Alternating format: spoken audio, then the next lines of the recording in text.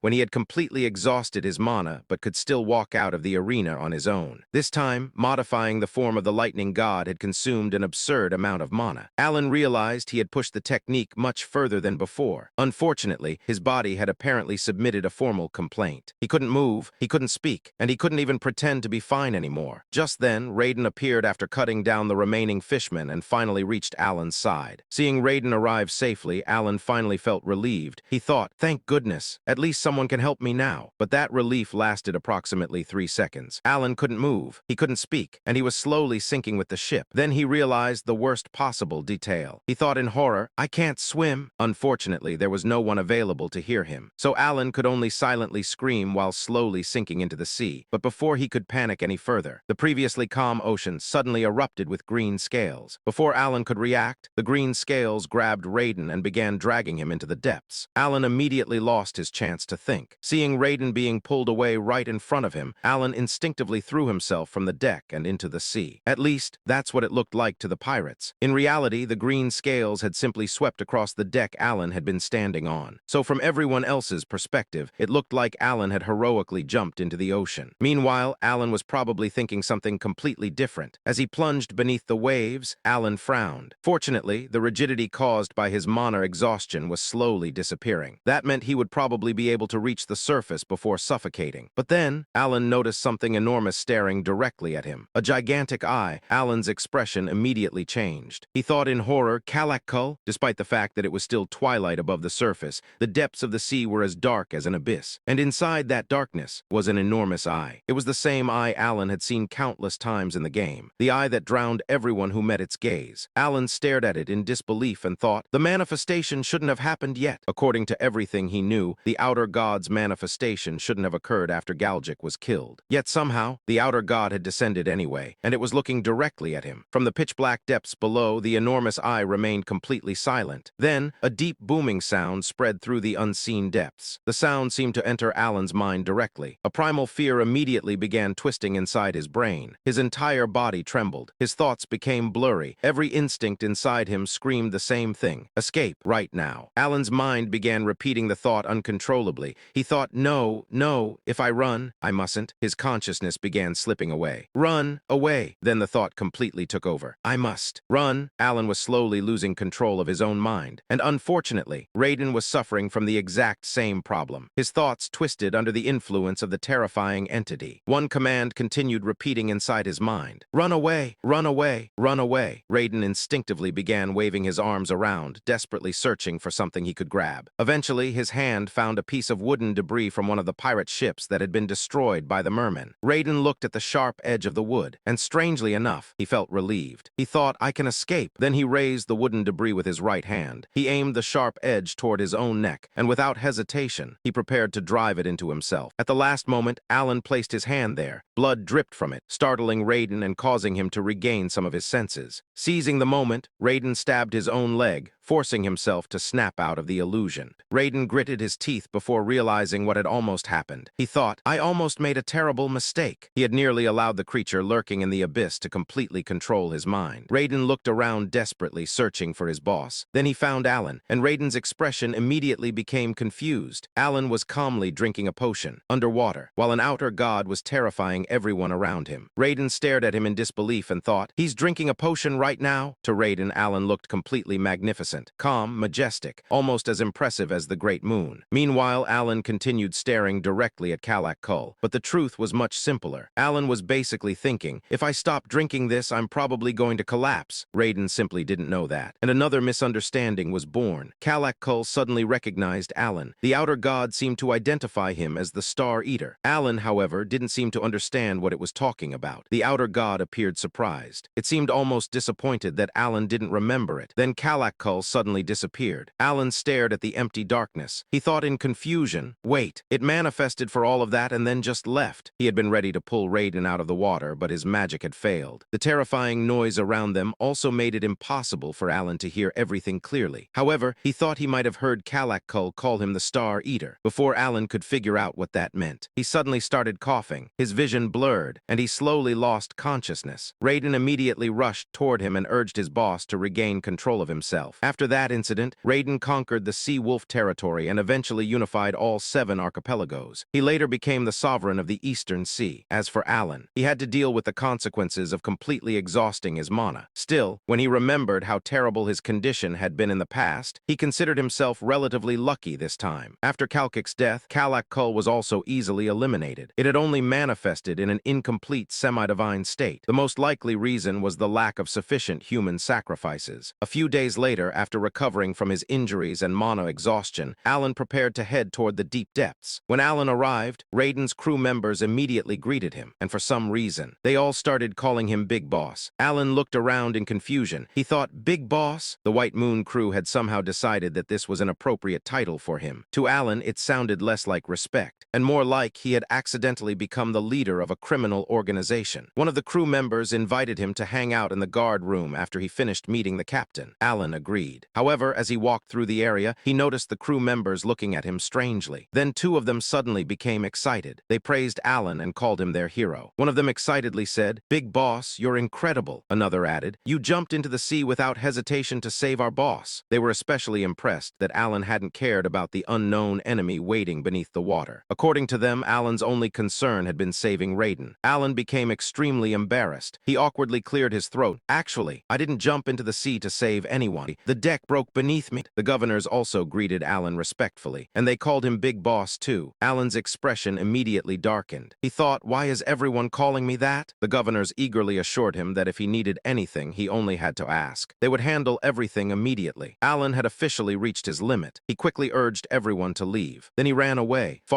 very far away. Eventually, he met up with Raiden. Alan was breathing heavily after running so fast. Raiden immediately became concerned and asked, Boss, are you really okay? Alan quickly assured him, I'm fine. Thanks for worrying about me. He then tried to casually explain, I just ran a little. Raiden looked at him suspiciously. He replied, if you're not feeling well, please tell me. Alan nodded. Raiden then asked if there was something Alan wanted to discuss. Alan nodded again before asking, have you ever heard of the eastern edge of the coast? I need to travel there. Raiden thought for a moment before explaining. People usually use that name to refer to the coast of the Cipra archipelago. It's about a 5-hour trip from here. Raiden then immediately offered, if that's where you want to go, we can leave right away. Alan thanked him for agreeing to help, but before they left, Alan suddenly remembered something. He reached into his belongings and handed Raiden a gift box. Alan explained, I didn't get a chance to give this to you earlier. Raiden stared at the gift box in surprise. He wondered, is this really for me? Alan casually replied, it's nothing fancy. Raiden happily accepted it and said, anything from you is something I'll accept with gratitude. Alan nodded. Meanwhile, Raiden probably had no idea that a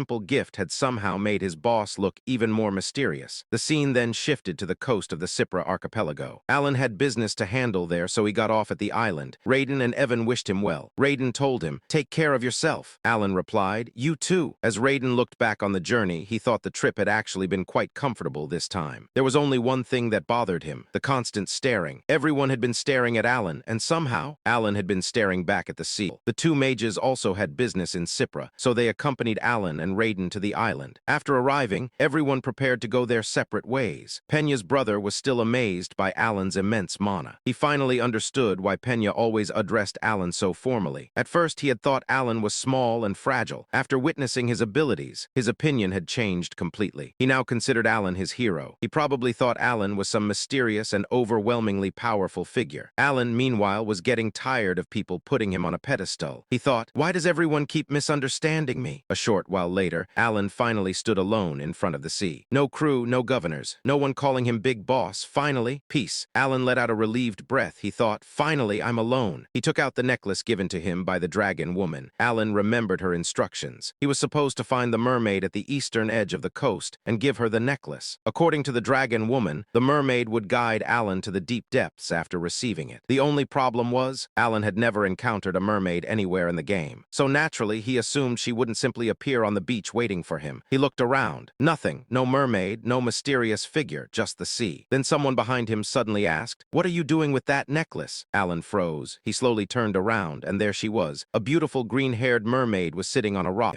Alan immediately realized something. She had apparently been there the entire time. He thought, "How did I not notice her?" Alan showed her the necklace and explained, "A dragon woman sent me here. She said that if I gave this necklace to the mermaid, I would discover the truth." The mermaid looked surprised. She asked, "A dragon woman sent you? Did she have a long tail?" Alan nodded and replied, "Yes. Her tail was very long." The mermaid became curious and asked, "How long?" Alan thought about it for a moment before answering, "Long enough to make a question mark with it." The mermaid immediately became certain. She thought, "So he really did come specifically for me." Alan, meanwhile, probably had absolutely no idea what she was thinking. The mermaid smiled before inviting him, "Come inside." But before he could ask, the mermaid enclosed him inside a strange magical sphere. Alan looked around in surprise. He realized that the sphere looked almost like an ordinary drop of water. But the deeper they traveled, the stranger everything became. Alan felt as though he were sinking into an infinite void. The two continued descending deeper beneath the ocean. As they traveled farther down, Alan's eyes widened. The scenery surrounding them was breathtaking. He stared at the underwater world in amazement and thought, "How does a place this beautiful even exist down here?" Eventually, they reached a set of ancient ruins hidden deep beneath the sea. The mermaid calmly informed him, "We've arrived." Alan soon realized something even more surprising. He could breathe underwater without relying on the magical sphere. Alan probably should have been impressed. Instead, he was likely wondering how many more impossible things were waiting for him. The mermaid then instructed him to follow her. She addressed him as the seeker of truth. Alan followed, then something unexpected happened. The mermaid suddenly transformed. A pair of human-like legs appeared beneath her. Alan stopped completely. He stared at her legs in disbelief. He thought, "She has legs?" The mermaid noticed his shocked expression and smirked. She explained, "It's a unique effect of the sanctuary." The mermaid then revealed her identity. She was known as the Watcher. She turned toward Alan and welcomed him, saying, "Welcome to the Sanctuary of Observation." Alan looked ahead at the ancient sanctuary. After everything he had already experienced, he could only wonder what kind of misunderstanding was waiting for him next. Hidden, an operative working for the Blue Moon organization, had arrived at Mulman, one of Asteria's territories. Mulman was an area where the influence of the underworld was particularly strong, and where the nobility had largely neglected the people. Hidden had come here for one reason. He had learned that the ringleaders plotting against the Great Moon would be gathering in this area. Following the orders of Yahello, also known as Deus Macallion, Hidden had come to identify those conspiring to defame the Great Moon. Since he had arrived slightly ahead of schedule, Hidden decided to conceal himself and observe the area first. However, the moment he reached the entrance to the basement, he stopped. Bloodstains covered the area. Hidden immediately realized that something had gone horribly wrong. He opened the door, and what he saw inside was horrifying. Bodies were scattered throughout the room. Some had been badly injured. Others had been torn apart. There were missing limbs and terrified expressions frozen on the faces of the dead. The entire room had become a horrifying scene, yet Hidden remained calm. He looked around and began analyzing the situation. He wondered, who could have done this? Traitors, blacklight cultists, the Roots, he continued thinking. No, none of them would go this far. He looked at the scene again before wondering, could it be the shadows? He immediately rejected the possibility. No, the shadows wouldn't leave behind evidence like this. Even in the middle of such a disturbing scene, Hidden was still doing detective work. Then, a sudden noise came from upstairs. Hidden immediately rushed toward the upper floor. When he reached the second floor, he stopped. 5 people who were unmistakably nobles of Asteria were sitting around a large round table. Their necks had been twisted in an unnatural manner, and standing in the center of the table was a boy. Hidden stared at him. The boy had blue hair and blue eyes. He stood calmly beneath the moonlight, staring directly at Hidden. There was no weapon in his hands. There was nothing resembling a weapon around his waist. Nothing. Yet Hidden immediately understood. He thought, he's the one who did this. Hidden's heart began beating violently. He forced himself to remain calm and slowly reached for the sword at his waist. The mysterious boy simply watched him. He didn't move, yet Hidden could feel an overwhelming pressure coming from him. There was no evidence, no explanation, just instinct. Hidden somehow knew that this boy was extremely dangerous. Then, the boy suddenly smiled. Hidden froze. It wasn't an evil smile. It wasn't a threatening smile. It was an innocent smile, almost ridiculously innocent considering the horrifying scene surrounding them. The moment the smile appeared, the suffocating pressure completely disappeared. Hidden became even more confused. He thought, why is he smiling like that? The boy stepped down from the table. He calmly walked toward Hidden. Hidden immediately tried to draw his sword, but before he could pull it out, the mysterious boy suddenly appeared in front of him. He calmly pushed the sword hilt back into its sheath. The sword slid back inside as smoothly as if Hidden had never tried to draw it. Hidden stared at him in disbelief. He thought, did he just put my own sword away from me? The boy calmly looked at him and said, the job here is already done, so you can leave. Hidden remained frozen. The boy then added, but if I were to give you one piece of advice? He looked directly at Hidden. Then he gently patted Hidden on the shoulder. Hidden's entire body stiffened. The boy smiled innocently and said, next time make sure to do your support work properly. Hidden stared at him. The boy continued and said, this is a rather sensitive matter. Then, he disappeared from the building. Hidden was left standing alone. He stared at the empty doorway. He had come here to investigate a conspiracy. Instead, someone had murdered the conspirators, disarmed him without even drawing a weapon, and then politely told him to improve his support work. Hidden probably had no idea whether he had just been threatened or given workplace advice. In a dark room, somewhere within one of the secret locations scattered throughout the kingdom and controlled by the blue moon, Hidden was giving his report. Utia asked, did he really say that? Hidden nodded, even though the other person couldn't see him, and answered yes. It was a boy with blue hair and blue eyes. He added, although I have to admit his husky voice didn't quite match his appearance. On the other end of the communication device, Utia furrowed his brow. She seemed to be seriously analyzing this extremely important piece of information. A boy with black hair, blue eyes, a husky voice. Utia thought about it for a moment. Then she decided he didn't care. Utia calmly said, don't worry about that. Hidden was slightly surprised. He asked, is that really okay? Utia confidently replied, yes. Hidden fell silent. He had expected a long investigation, maybe an interrogation, perhaps even some complicated explanation. Still, an order was an order. Hidden lowered his head and respectfully said, I will obey the command of the Red Moon. The command was absolute. There was no room for argument. Yet even after the communication ended, Hidden couldn't shake off his curiosity. He waited until he was certain the communication device had completely shut down. Then he stared into the darkness and quietly wondered, who is that guy? Then he thought again, I get the feeling that boy killed them for the Great Moon. Hidden also wondered, and why does everyone around him keep acting like strange things are completely normal? Unfortunately, there was no one around to answer him. The observer then led Alan deeper into the cave. The observer walked toward the altar and picked up a mirror. She then handed it to Alan and said, look into it. You will see what you've been searching for. Alan looked at the mirror and saw himself. His expressionless face stared back at him. Alan thought, so, the great truth is apparently my own face. Then something strange happened. Alan suddenly felt as if the entire world was being sucked into the mirror. His perspective shifted. The chamber disappeared. Everything around him vanished. Then a mysterious voice echoed inside his mind. The ancient deities have been dethroned. Alan immediately became confused. He thought, that's certainly one way to start explaining the truth. The voice whispered again. Its gender was impossible to identify. It could have belonged to a man, a woman, a child, or an old person. Its sound was distorted by strange static. Alan had experienced something similar once before. He soon realized that his body was floating alone in a place resembling the deep sea he had seen earlier. The voice continued and said, the original deities who lost their thrones were deprived of many things. Then it began listing them. Someone lost their name. Someone lost their body. Someone lost their mind. Someone lost their honor. Many lost things and were robbed. The dark beings plundered much. Alan listened carefully, but the longer he listened, the stranger everything became. He thought, so this is supposed to be the truth? According to what Alan knew, looking into the mirror should have allowed him to see the truth. Yet all he could see was an endless darkness. There was nothing around him, only the strange voice. Alan became increasingly increasingly confused. He thought, what exactly am I looking at? He tried to speak, but his voice didn't come out correctly. The moment he realized something was wrong, the static suddenly became much louder. Alan instinctively raised his hands toward his ears. He thought, what is it saying? The sound became even more distorted. The strange noise seemed to pierce directly into his mind. Alan tried to withstand it, but the voice suddenly became clear. So it is still not time. Alan's expression became serious. Then the voice continued. Eliminate the one in hiding, the one who was deprived. Alan stared into the darkness. Before he could understand what that meant, another strange word echoed through his mind. Feast. For now, Alan finally saw something. What he had mistaken for an abyss wasn't an abyss at all. Countless nebulae stretched across the edge of his vision. Alan stared blankly. He thought, wait. The darkness wasn't empty. It was the vastness of space itself. The static slowly began invading his vision. First, it appeared in one small part of his sight, then half, then more, until his entire vision was filled with static. And then Alan saw it. An eye, a gigantic eye filled with countless nebulae. It was staring directly at him from within the darkness. Alan froze. He couldn't move. He couldn't look away. The mysterious voice then commanded him, close your eyes. Alan instinctively obeyed. He suddenly gasped and repeatedly blinked. The endless void disappeared. The deep sea returned. Alan was back inside the underwater observatory. The observer was standing directly in front of him. She looked deeply concerned and asked, are you okay? Alan frowned slightly at her worried expression. Then he realized something. His eyes were wet. He slowly looked toward the mirror, and his expression immediately changed. Blood was flowing from his eyes, nose, and mouth. Alan stared at his reflection. He thought, so much for simply looking into a mirror. A little later, after wiping the blood from his face, Alan finally returned to his senses. The observer looked at him with a complicated expression. She seemed unsure how to explain what had just happened. Then she finally asked, so you're saying that someone spoke to you when you looked into the mirror? Alan nodded and replied, yes. He paused before adding, I heard something about the ancient deities. The observer immediately interrupted him. She raised her hand and said, wait, don't say anything more than that. Alan blinked. He wondered, was that really such a dangerous sentence? The observer looked genuinely serious and warned him, whether here or anywhere else, it's better not to talk about what you heard, unless you want those things clinging to the roots to come crawling out. Alan silently stared at her. He thought, I came here looking for information, and somehow I'm leaving with even more things I'm not allowed to talk about. The observer sighed before returning to the subject. She asked, anyway, you saw a large entity covered in strange noise inside the mirror, right? Alan nodded and replied, yes. The observer paused for a moment before explaining. She said, let me clarify something first. The mirror you looked into is called the bronze mirror that records history. As the name suggests, its function is to show the history recorded within it. Alan immediately asked, then normally I should have seen that history. The observer nodded and replied, normally, yes. The mirror's ability is strictly limited to showing recorded history. She paused. Then she looked at Alan strangely and said, but it seems you saw something else. Alan frowned and asked, what do you mean by something else? The observer shook her head and replied, I can't explain it. Even as the observer, I can't identify an entity capable of breaking through the bronze mirror's abilities and controlling it at will. The observer then continued explaining. She said, one thing is certain. You encountered an entity far beyond your current capacity. She continued, the fact that you bled so heavily, while every word you heard became distorted by strange noise, makes that clear. Alan asked, so seeing an entity far beyond your own rank can cause something like this? The observer nodded and replied, if the difference in rank is significant enough, yes. I can't even determine exactly what happened to you. Alan became slightly disappointed. He thought, so even the person whose entire job is observing things doesn't know what happened. The observer shifted her gaze from the mirror back to Alan. She said, at this point, there isn't much more I can do to help you. Alan sighed and replied, that's unfortunate. I didn't even get half the information I wanted. The observer suddenly said, there is one thing I can deduce from what you told me. Alan immediately became interested. He asked, what is it? The observer answered, it's likely that the deprived one you encountered refers to an outer deity, and it seems that whatever you saw may have been trying to protect you. Alan stared at her. He asked, protect me? The word sounded extremely strange considering what had just happened. Alan thought, if that was protection, I'd hate to see an attack. The observer noticed his confusion and continued explaining. She said, I told you that the bronze mirror shows history, didn't I? Alan nodded and replied, yes. She pointed toward the mirror and said, but not everyone sees the same history. The starting point differs. Alan raised an eyebrow. He asked, the starting point differs. The observer explained, most people who look into this mirror see the era of the forgotten deities as the foundation of history. She paused before continuing, but a select few can see even further back into a much more distant past. Alan immediately asked, are you saying there is a history that existed before the era of the forgotten deities? The observer nodded and replied, I haven't seen it myself, but I believe there is. Alan asked, why do you believe that? The observer's expression expression became more serious. She explained, my predecessor, my mentor, saw that past and left a final warning before passing away. Her voice became slightly bitter. She then quoted the warning and said, never look into the past before the era of the deities. It was an absurd death. She suddenly saw a past that had remained hidden despite using the mirror dozens of times, and then she died. The observer finally spoke again. She said, for now, I'll send you back outside. Since the mirror has lost its power, there is nothing more you can do here. She paused before adding, perhaps in a year things will be different. Alan nodded and replied, all right, I'll leave it to you. The observer created another magical sphere. Alan stepped inside. The sphere carried him away from the chamber and slowly transported him back toward the surface. But before leaving completely, Alan suddenly remembered something. He turned toward the observer and asked, may I ask you one more question? The observer looked at him and replied, what is it? Alan hesitated for a moment. Then he said, this isn't related to what I heard earlier, but I heard something while dealing with the outer deity. The observer waited for him to continue. Alan finally asked, do you know anything about the Star Eater? After Alan disembarked, Felin and Penia also arrived at the Cyphra archipelago. They had come here for more than just investigating the mermen. They were also investigating the illegal distribution of goods from the Blue Tower. Unfortunately, Penia did not look particularly excited about the assignment. She dragged her staff along the ground while looking completely exhausted. She complained and said, ugh, this is so annoying. Why do I, of all people, have to do this just because I'm a deputy tower lord? Felin glanced at her. Seeing Penia finally return to her usual personality, he immediately thought, as expected, his previous suspicions about Count Palacio had mostly disappeared after witnessing Alan's overwhelming magic during the battle with the mermen a week earlier. Felin no longer wondered why Penia acted so strangely around Alan. Instead, he had developed a completely different suspicion. Actually, it wasn't even a suspicion anymore. He was almost certain. Felin looked at Penia for a while, then he decided to ask. He called out and said, sister. Penia immediately turned toward him with an annoyed expression. She asked, why are you talking to me when it's scorching hot? Felin hesitated. Then he asked, can I ask you something? Penia sighed and replied, what is it? Felin looked at her seriously. Then, as casually as if he were asking about the weather, he asked, do you by any chance like Count Palacio? Silence. For one beautiful second, nothing happened. Then Penia didn't even stop walking. She simply reached over and smacked the back of Felin's head. Felin stumbled slightly. He looked at her in disbelief and asked, wait, why did you suddenly hit me? Before he could finish, another hit landed. Felin's eyes widened. He asked, sister? Penia snapped and said, it's already unbearably hot and you're getting on my nerves. Are you trying to die, you idiot? She grabbed Felin by the hair. Then she started beating his side with her other hand. Felin cried out and said, ow, ow, sister, why are you suddenly attacking me? Penia angrily shouted,